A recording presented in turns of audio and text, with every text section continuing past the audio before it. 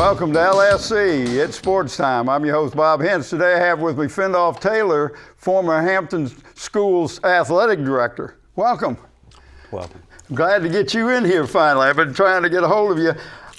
You and I go way back to Bethel. We've been together for a long, long time, but I want to go back to when you grew up. You grew up in Newport News. That's correct. Downtown Newport News, right by the Hampton Road Boys Club. Right. So were you then exposed to rec ball through the boys club? Yeah, that's how I got into athletics, through the boys club. Okay. There were several friends of my parents that coached, and that's when I started playing football. Right. Then we played basketball.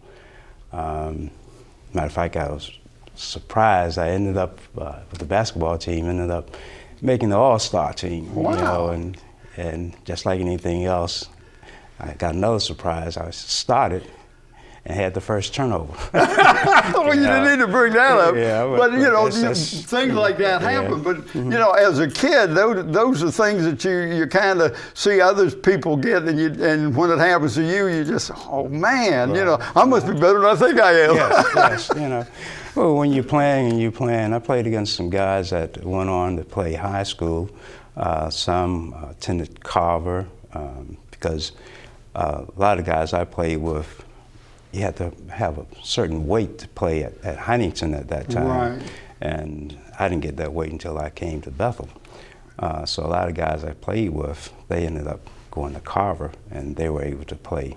Okay, but since you went to Huntington and you weren't a certain weight, you didn't play. Right. So you ended up not playing any sports in high school, but that doesn't mean that you didn't love sports. Right, I mean, exactly. Because after you graduated, now while you were over at Huntington, now that was still, you in the, what was it called, the CAA or? But it was different than now, right, what right. it is now. It's now the VHSI, everybody is in it, and Right. Huntington and Carver are no longer in existence, like Phoenix is no longer in existence. But Exactly. Through the, when they started bringing all of the kids together. So now when you graduated though, you went on to Norfolk State. That's correct. And what did you do over at Norfolk State as far as your degrees, and what was you working towards? Majored in health and physical education. Okay. We're also certified in driver education, because during that time, the state had passed a law making it mandatory for teenagers to pass a certified driver education program. Right, because if it didn't pass, they get their license till they was 18. Right. So they had to get through it, because I went through that stuff too, teaching driver's ed. So, so then how did you end up at Bethel, or in the Hampton system rather than the Newport News system, or even the Norfolk system, which you could have very well been in, being at Norfolk State? Where did you do your student teaching, by the way? Student teaching took place in the Norfolk school system, Rosemount Elementary, and I can't recall the middle school that I finished. But both of those were great experiences. Matter of fact, at the middle school, the PE chairman was my cooperating instructor, so I got exposed to a lot of things there. Okay. Plus, the guru of health and PE was one of the persons that wrote his own book, and he was the supervisor for health and PE for the Norfolk school system. So the experiences there were great. Well, you got exposed to somebody that knew what was going on real early then. Exactly. So then how did you end up in the Hampton system? Well, my senior year, Clayton Washington was over on the campus, and I had an interview with him. And that's how I really ended up there, because after that interview with him, I think it's about a couple of months, I received an offer from Hampton City Schools. You couldn't turn it down? No, because I had interviewed at York and some other places, but I felt Hampton was the best fit. Right, so. The best fit for you. Now, did you go to Bethel? Is that where you ended up for your first job?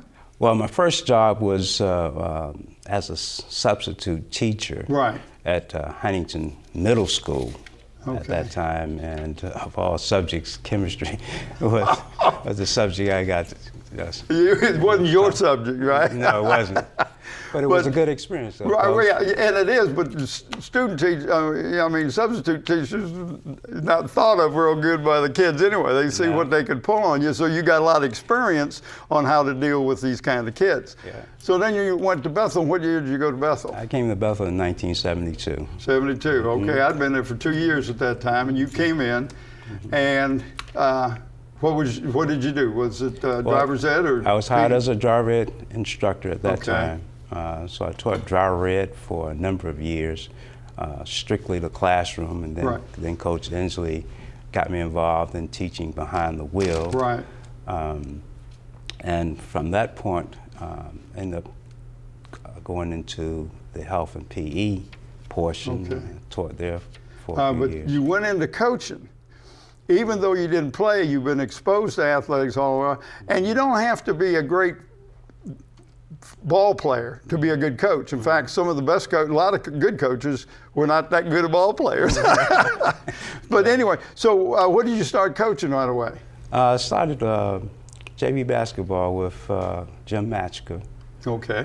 Under your supervision, and then that following year, Jim resigned, and you hired me to be your JV coach. I didn't have you. I said, "You want this? Take it." Yeah. I needed somebody who had been there and knew the system and knew what to do. And would you remember some of the kids that you had? Oh yes, Jerry Holmes, John Sturdivant.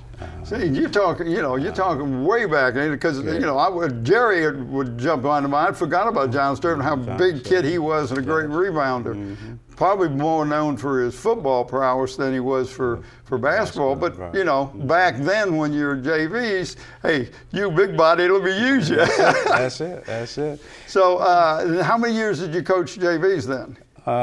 Over 20. Over 20 years. Mm-hmm. Well, and during that time when you were coaching, that wasn't the only thing you coached. You did a lot of other things. I mean, you helped coach Pat Kovacs, but let's talk about some of those other things you did besides basketball. We're going to come back to basketball, but I wanted to talk a little bit about what else you did. Well, as you said, I assisted Pat Kovacs in gymnastics. Then I also assisted her in track and field. Right. I did a little football coaching. Trying to help cause out. I was assistant JV coach to Larry Eastep. Okay. Let's see. One year I was so bold I had the cheerleaders. Oh, wow. Yeah. And then the girls came to me, and because there was nobody else they needed somebody to come and ask you about. Yeah. But now dealing with Pat and gymnastics, they don't even have gymnastics anymore because you've got to have somebody that stays with that and really works with it. But you helped her in track, and you had a couple of gals on that team. Mm-hmm. One was a mother, and the other was an aunt to a pretty good ball player that came out of Bethel High School. And we're talking about Allen Iverson. Right. But you had his mother, Ann, and what did she do? And played basketball, and she also ran track. I forgot exactly what she specified in. It was her specialty. Right. But her aunt, Jessie. Jessie. Now Jessie, she was on that 440 team that set the record. Right. She's also was a member of the basketball team. She played guard. And you're talking about quick. Very quick and so forth. She was part of the team that took the girls basketball program to their first regional playoff. So Allen come by his athletic ability through his mama's side, it looks like. Exactly. Mm-hmm. So, and talking about Allen, because see, you was around long enough to coach his mama. Yeah. And then you were one of the assistant JV coach, but also assistant on varsity when Allen's playing. Right. So, talk about that experience. All of a sudden, hey, I coached your mama. Now I got you. Yeah. Did you ever talk to him about that? No, we never talked about my coaching his mother, aunt. But there were some unique experiences with Allen. One that really challenged my principles was Mr. Pearson, who was the principal over at Davis. We had talked and had decided that he would keep me informed about Alan's performance in the classroom. Right. And we were getting ready to play Hampton, Coach Blizzard, and the winner of that game pretty much was going to win the district. And Mr. Pearson came in and he said Alan had been in class the last couple of days. And here I'm saying, oh, now here's my start. I can't even. Yeah, oh. And here's my chance, my opportunity to win the district, because I believe we would have won the district at that time. But the challenge was, I had said, if you don't do your academics, you don't play. And stood by your guns. Went over there. It was hard, but well, yeah, I stood by, and so I went to the score table and, you know, pulled them from the lineup. We didn't win anymore, but that's the message that you need to know, and the kids need to know. And I hope that there's some kids that watch this show that, you know, academics is the bottom line, the building block. If you don't have that, then you can't go on. And you did a great job of saying, okay, you know, I got a chance to win here, but what comes, winning is one time, but what you're doing is, in that case, was building block as an adult. And hopefully he got that message and helped on.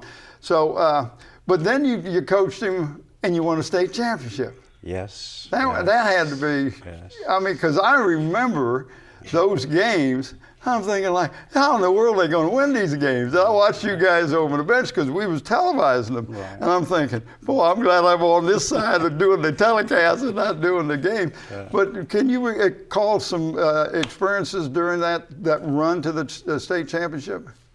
Yeah, there were many positive and some weren't positive. I remember we were getting ready to play at Arthur Ashe Center. The bus broke down. It was snowing, so I was able to get the kids transportation to the center. Right. And then later, and you remember Mrs. Price. So Henrietta Price. Yes. So I stuck there with her, and you know, Coach Bill and the other kids went on to the center, and we finally got the bus straight and got to the center. And then at the end of the game, we were on our way back, and it was snowing so hard you just barely could see. But she brought us on home safely, and wow. You got enough to worry about the ball game. You don't need Mother Nature throwing snow at you, right? Well, then now you did this for 20-some years. You're over Bethel. Then you take a job where you're athletic director, health and PE director, family life director, driver's education director, all this stuff for the city of Hampton. Yeah. I mean, another great experience. I owe that to Coach Inslee. Coach Inslee had asked me whether or not I would be interested in that. Right. You know, and Coach Inslee, like so many other of you guys, helped guide me and give me direction in my career. And you guys were somebody I could talk to and get the facts and so forth. So I said, I'll apply, you know. You got the job. And I ended up getting the job. I mean, you had a lot of hats. And talking about hats, I love to go to the ball games over at Dodger Stadium. You have a nice hat on. But you know, you did that for. So you were what Beth Mayer does now. You were the first one to do this, basically to have the whole thing and to be control of everything going on at Darling Stadium and for the Hampton schools and all that, and you kind of set the means and how this should be done. You did a good job with it. Well, thank you. Like I said, it was a very interesting experience. But it was worth it. I mean, I had an opportunity not only to interact with kids at Bethel, but in the whole district. Right. And also had an opportunity to try to impart some of the principles and beliefs that I thought was important.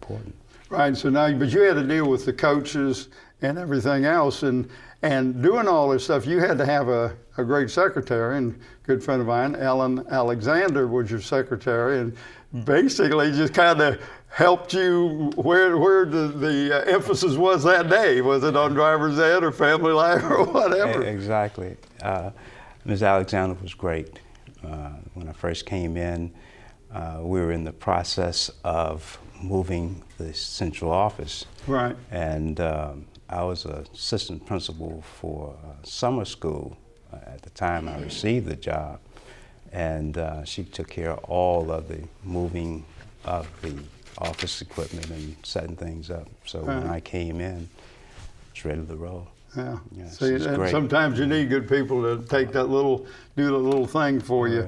We're going to wrap this thing up, but I just want you to summarize how your life was better because of athletics and academics, and what you would say to some youngsters about how important it is.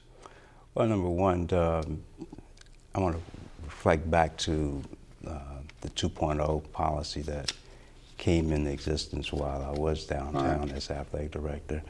I found that in doing the research and talking to different people while we were trying to make a decision to go there, that one of the key problems is that the kids did not have good academic organization, how to study, and those types of things.